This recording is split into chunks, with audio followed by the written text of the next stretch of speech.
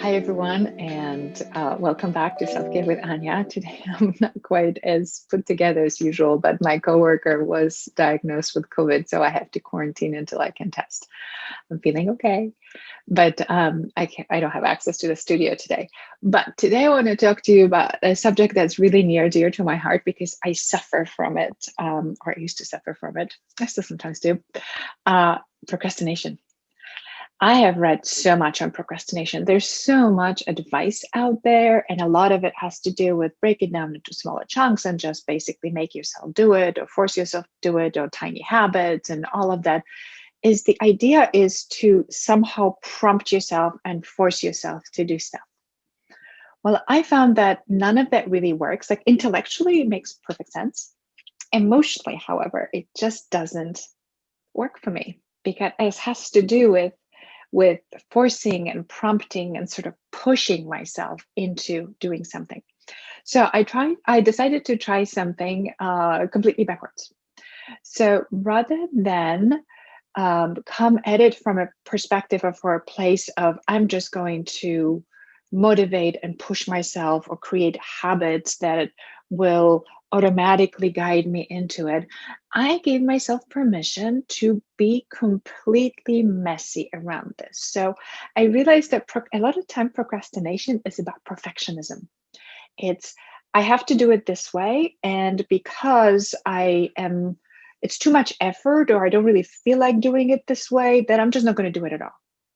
So I decided to do something completely different. I'm going to break it down into smaller chunks, but I'm not going to break it down to a smaller chunks that are small enough to make me less comfortable. I'm just going to underwhelm the shit out of myself. So if the normal chunk is this big, that would be totally doable, like breaking big tasks into these kind of chunks. I'll make it into these kind of chunks.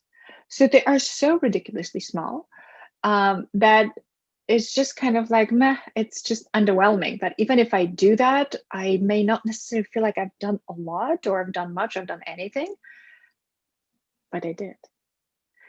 And the second thing I did is I gave myself a full permission to show up half-ass. What that means is that I'm just going to show up for this very underwhelming task and I'm just going to do a half-ass job. Like, I'm just going to show up. It literally became a practice of showing up. So if I wanted to write a blog and I wanted to say, okay, so doable would be I need to write a $2,000, I wish, 2,000 word blog. And a doable task would be 200. I would set it as 50 and give myself a permission to just write 50 crappy words.